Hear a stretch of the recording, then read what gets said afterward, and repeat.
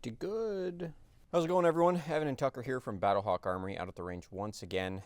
Another new product for 2026. In fact, this is a Gen 6 product. So, Tuck, what do we have in front of us today? So what we've got is the new Gen 6 Glocks. So I've got a 19 and 17 out here. You know, we had the Gen 5s for a very long time, extremely popular pistol, gold standard of reliability. Had a brief pit stop in Gen V, but now 6 is here. So what are some of the new features in the Gen 6, Tuck? So right off the bat, just looking at it, you're going to see they changed quite a bit in the stippling and texture on the grip. Very big improvement in my thought. It is full ambi, so reversible mag release and ambidextrous slide stop release, and they come optics cut from the factory, and they use a really cool plate system. So underneath the plate, this is actually milled out inside the slide itself. It comes with, I think, 4 plates, so it gives you plenty of options for optics, pretty much any optic you can think of. This actually sits recessed in the slide, so it locks in, and then the optic direct mounts to the slide, and it pretty much gives you your recoil bosses and allows you to use any optic you really want. One of the largest complaints about the Glock pistols was the ergonomics or lack thereof. So in this new Gen 6, they have introduced a little bit of a rounder profile, so there are almost sort of palm swells molded into the grip. Glock knuckle has been a thing for decades, people complaining about where the trigger guard sits on their middle finger when they grip the pistol.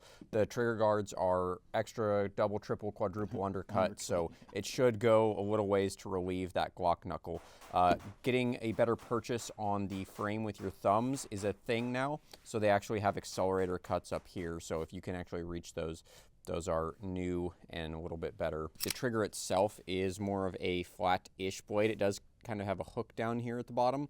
A lot of people are liking the flat blade triggers now, especially for a hinge trigger, because you can get a little bit lower on it. It may be perceived to be a lighter pull on there. Another big change, as you mentioned, optics cut. Gen 5 Glocks, Gen V Glocks really did not have a good optics cut. If they had one at all, they have addressed that optics cut here in Gen 6 as well. So really exciting to see this new Glock with a lot of the complaints that people had about the older Glocks addressed. But really, that's kind of the features in a nutshell. Why don't we shoot these things? Let's do it. All right, so here we are downrange at the target with our 2 new Gen 6 Glocks here. We'll start off talking with the 17 because that's what we shot first. That was actually the first group that we printed of the day. That is a fantastic group at 15 yards. After zeroing, that was the final group. I did make another adjustment after that.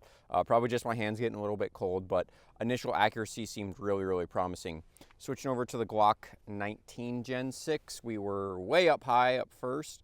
Made some corrections. That was our final 2 groups, actually, so there's 6 rounds right in there. So that was a really good group as well. Gen 6 Glocks, at least as far as accuracy goes, really, really good so far.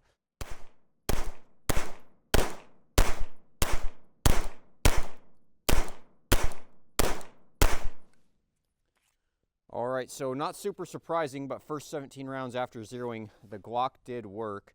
We'll go take a look at this target real quick. I can tell you initial impressions, recoil feels really soft on this 17. We are shooting Fiocchi Range Dynamics 124 grain ammunition again today.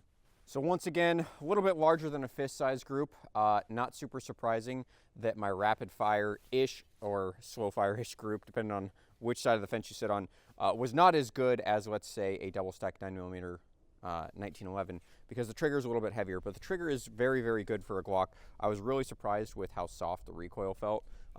That shot right over there on the end and that one right next to the pasty are actually from zeroing, if you kind of cast your mind back to that. So really, once again, we've got about a fist-sized group shooting relatively quick with the new Gen 6. So for, you know, initial impressions, really, really favorable. This is probably the most I've ever enjoyed shooting a Glock. So here we go. Got the Gen 6 Glock 19 here. Just shot the 17. We'll do about the same thing with the 19.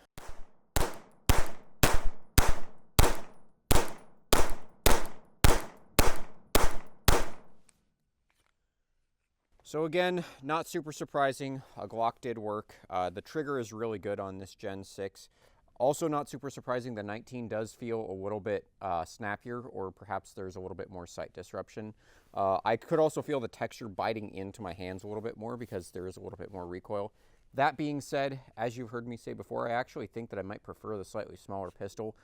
The sights seem to come back a little bit quicker once I actually really bit down on the grip and started driving the pistol. So I really like the Glock 19 as well. Again, I'm not a Glock shooter per se, but these Gen 6 guns are feeling pretty good right off the bat. Honestly, I would say this is probably a little bit better group as far as the actual center cluster of rounds. Again, I've been pretty consistent about preferring the slightly smaller pistols, and this recoil, it seemed to come back a little bit better kind of center of target. So both the 19 and the 17 Gen 6 shoot really, really good, and that is coming from a non-Glock shooter historically.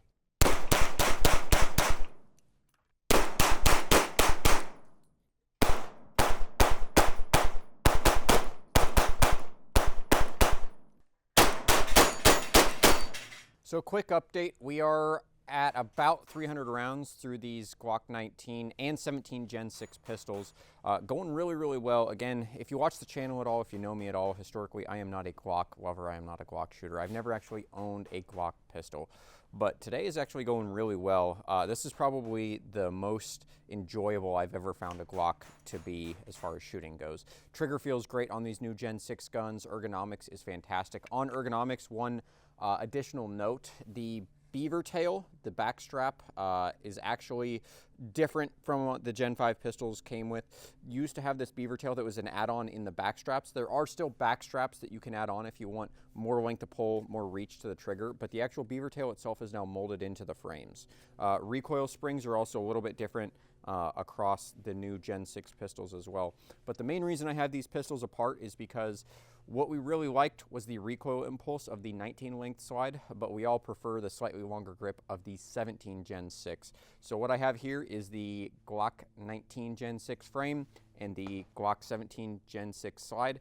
These were our two least favorite components, so we're going to set these off to the side, and we have essentially now made the Glock Model 45 Gen 6 by throwing half of our 17 and half of our 19 together. We'll give this a little bit of a run, see how this actually shoots. Yep, there it is. That's the combo. I think we found the secret sauce.